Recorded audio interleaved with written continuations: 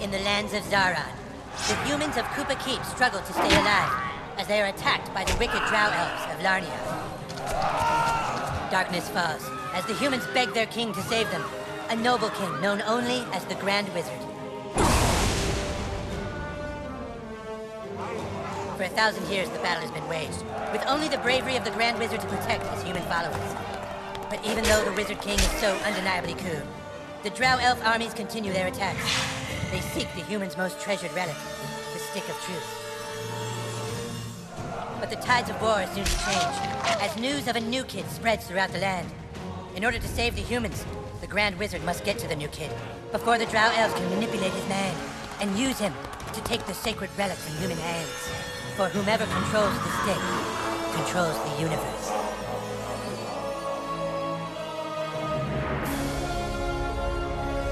What's up everyone, Darcblade here with my video review for South Park The Stick of Truth. This long-awaited South Park game was developed by Obsidian Entertainment and published by Ubisoft. It was released on March the 4th, 2014 in the US and March the 7th, 2014 elsewhere. The game was originally due to be released during the fourth quarter of 2013, but due to THQ, the original publishers, going into liquidation, the game suffered from multiple delays. Eventually though, after Ubisoft picked up the reins for the game, it got back on tracks and was released for the PC, PlayStation 3 and Xbox 360. Now the story in South Park The Stick of Truth is a unique story created from the minds of South Park creators Trey Parker and Matt Stone.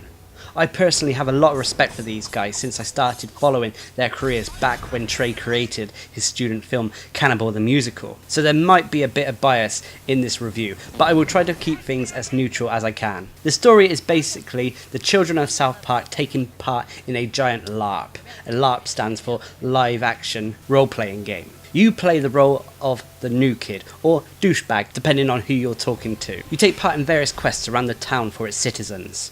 The main story follows the quest for the Stick of Truth, a stick that the kids cherish for its ability to control the universe. The story starts off innocent enough with the two child factions fighting over the stick, but soon the story takes on a much bigger aspect, which includes things such as aliens and even zombies. I'm not going to spoil anything about the story as it is really well written and told. It's something that you need to witness for yourself, and to be honest, it's as good as any South Park episode. Anyone who enjoys the series will fall in love with the story of South Park The Stick of Truth. If you're not a fan of the series, then you obviously might not enjoy this game as much. Also, if you do have a sensitive demeanour, be aware that this game does contain a lot of toilet humour, jokes that are not afraid to offend, violence, sex, bad language, and everything you would expect to find in a mature rated game. Moving on to the gameplay. South Park The Stick of Truth is a role-playing game. It has two sides to it in my opinion, the exploration side and the battling. During the exploration side of the game, you will interact with the other members of South Park, do non-battling quests, make friends, treasure hunting, and managing your character's inventory. It's all very similar to role-playing games done in the past, but has a great South Park feel to it. Even vendor trash items you get all have references to South Park episodes, making for some great fan service. During this part of the game, you'll find yourself trying to check every nook and cranny for new items, secrets and possible friends. Some of these hiding places need a little thought put into them as well. You normally have to solve a small puzzle to access them. Also, don't get disheartened if you can't get to something early on in the game, as you might not have the correct fart to access it yet. I should also add that some items are missable, so for collectors out there, be aware of this. Managing your character is great, as all the items, weapons and armor can be customized.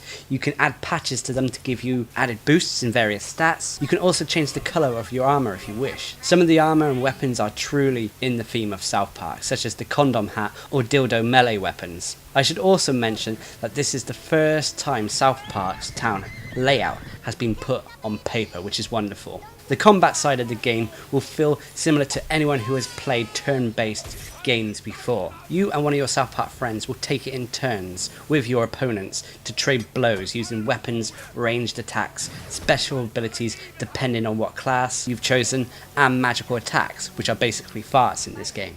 At the start of the game, you will be asked to choose a class. The battling really is where your class will make a difference, as it gives you access to different abilities. Apart from that, it doesn't really matter too much which class you choose. There are 4 possible classes in this game: a fighter, mage, thief, and Jew. Your character will also have PP, that dictates which abilities you can use. They will also, later in the game, gain mana. Mana basically controls your fires. The battles try to mix things up a little by adding, for lack of a better word, quick time events to some of the abilities. I feel that this tries to keep players more engaged in the battles.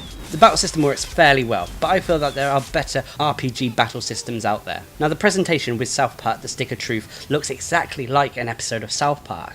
If someone walked in on you playing the game, they might mistake it for an episode. It's that good. Granted, South Park does have a cheap look to it in the first place, but that is part of what makes the show so great in my opinion, and the game replicates this perfectly. The voice acting is all top notch too.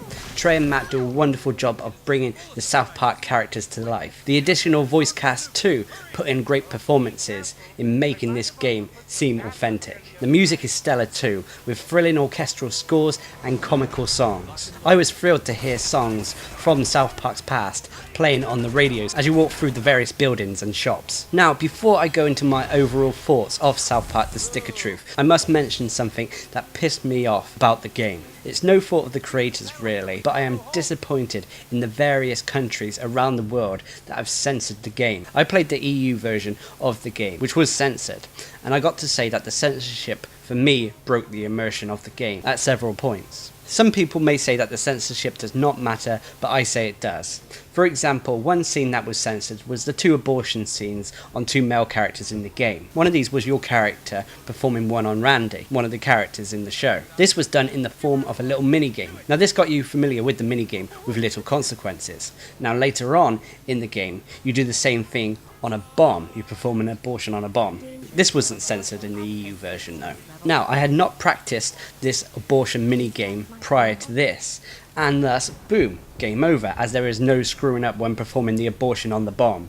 Let's just say it annoyed me. Censorship on games has been annoying me a lot lately. I could rant on a lot more about the Last of Us multiplayer, for example, and I feel that the censorship in South Park: The Stick of Truth has hurt the game. I advise anyone who is interested in getting the game to get it for the PC, which has not been censored for some reason, or get an imported version from the US, as the US didn't seem to have their version censored, I believe. You can import it fine if you play it on the PS3, for example, which isn't region locked. Now that I got that off my chest, overall the game was brilliant. I was fearful that all the delays in the game's development would mean that the game would fail, but I'm so pleased that I enjoyed almost all aspects of it. For me, the presentation was the best aspect, followed by the story, and finally the gameplay. This is a true tribute to all South Park fans out there, a must buy for them.